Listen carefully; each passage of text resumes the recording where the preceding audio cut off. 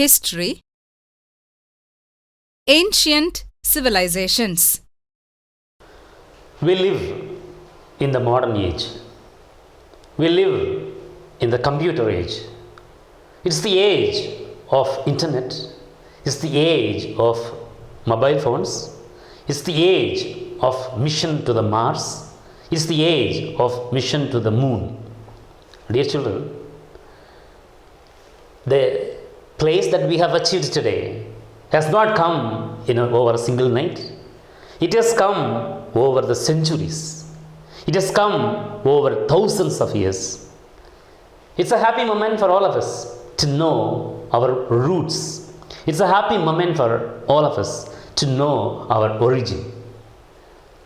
History of civilization will certainly be a matter of great entertainment as well as education to all of us, because it is this civilization that has given birth to reach today's place. Hence, I invite you all to participate in the healthy discussion of knowing more and more about the civilizations. Dear children, civilizations, when you talk about the word civilizations, you should certainly talk about the word history. History covers the human race from the entire period since the day man appeared on the earth. By about 4000 years BC, the accumulated knowledge and skills of the preceding years, man began to use metals. This metal age enabled him to invent materials which helped him to cultivate. Hence, people started living in a group. They started to form the urban areas. The people came and settled on the river banks. These people who settled on the river banks, together we call them river civilization or river valley civilization. Here we have all the ancient civilizations. All the ancient civilizations had their base only on the river banks. We can easily put them under 4 headings. The first one, it is the Indus Valley civilization. The next, the Tigris Euphrates of Mesopotamian civilization. The third one, the Nile Valley civilization. The fourth one, the Huangho civilization or the Yellow River civilization. We will be dealing one by one, going into detail so that we get enough knowledge, enough information about every civilization which brought the changes over the years and what they have handed over to us to follow. Among the 4 civilizations of the Bronze Age, the Egyptian civilization stands the oldest civilization because of its recordical evidence. The archaeologists have discovered huge pyramids, ruins of temples and sphinx, clothings, and finally the best pyramids stand testimony to the existence of Egyptian civilization. Dear children, the Nile Valley civilization flourished on the river bank of River Nile. River Nile is called the gift of Egypt. People believed in polytheism. People believed in various gods, and the kings were called pharaohs. Their contribution to the other civilizations, their contribution to the world of religion, their contribution to the world of commerce, the Egyptian civilization's contribution to the world of Science, all these things we will have in detail. The Egyptian civilization or the Nile Valley civilization of Egypt, we can discover immense wealth of information because we have got the recordical evidence. The evidence is still intact, which is something which we can be really proud about. Egyptian civilization is one of the ancient civilizations, the oldest civilization, will give how humanity struggled to survive from the beginning in the Bronze Age. Here we will see how the trade flourished with various countries, even in those days where people did not have the means of communication. Today, it's a matter of great pride for all of us to know how people survived on the earth without the modern technology and modern industrial help. The history of the human race covers the entire period since man first appeared on earth. By about 4000 BC, the accumulated knowledge and skills of the preceding thousands of years, combined with new discoveries of metals, enabled man to live in urban societies. The emergence of this stage was a revolution in human history known as the Metal Age Revolution. It led to the emergence of the first civilizations, which are known as river valley civilizations. Such river valley civilizations were noted for the effective use of metal implements for cultivation, weapons, and domestic use.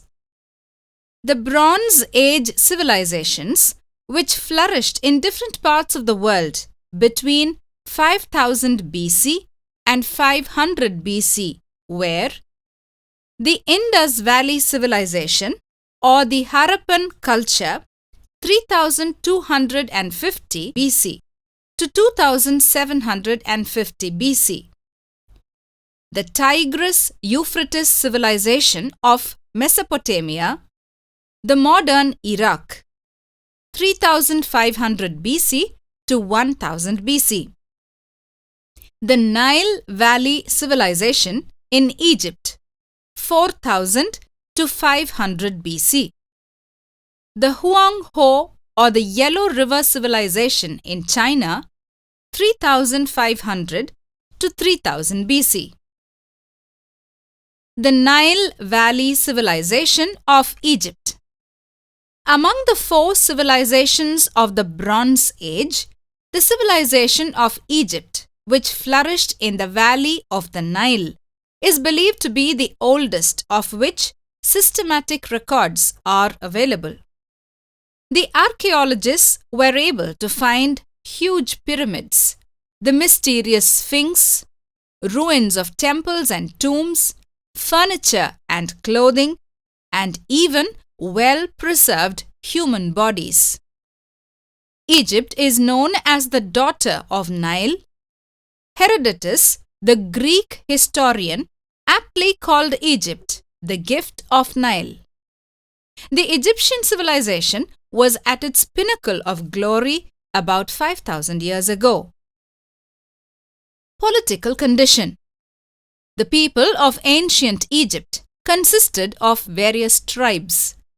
The innumerable tribal chieftains, nomes, were gradually merged into two kingdoms under strong kings.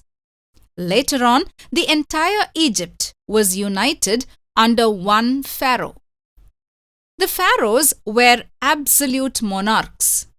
The kings were believed to have descended from the sun god. They lived in great luxury. The pharaoh was the chief justice, chief priest, and chief commander. After his death, his body was preserved in the form of mummy. He had the power to declare wars and make treaties. The foremost among Egyptian kings of this period were Thutmose I and Thutmose III. Emperor Thutmose III was known as the Napoleon of Egypt. Socio-economic condition. The Egyptian society was composed of three classes, namely aristocracy, middle class, and the slaves. The slaves were forced to work for the construction of pyramids, temples, canals, and dams. Generally speaking, the king and his lords were at the top in the social ladder.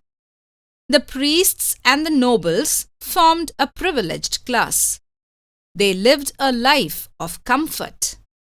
Merchants, artisans, small landowners formed the middle class of the society. The position of women was a unique one. They practiced monogamy and endogamy. Agriculture was the main occupation. They introduced the process of irrigation by digging canals in basins. They knew the art of making several articles of metal, particularly of bronze. Shipbuilding became an important trade, along with pottery and cloth weaving. Both internal and external trade were highly developed.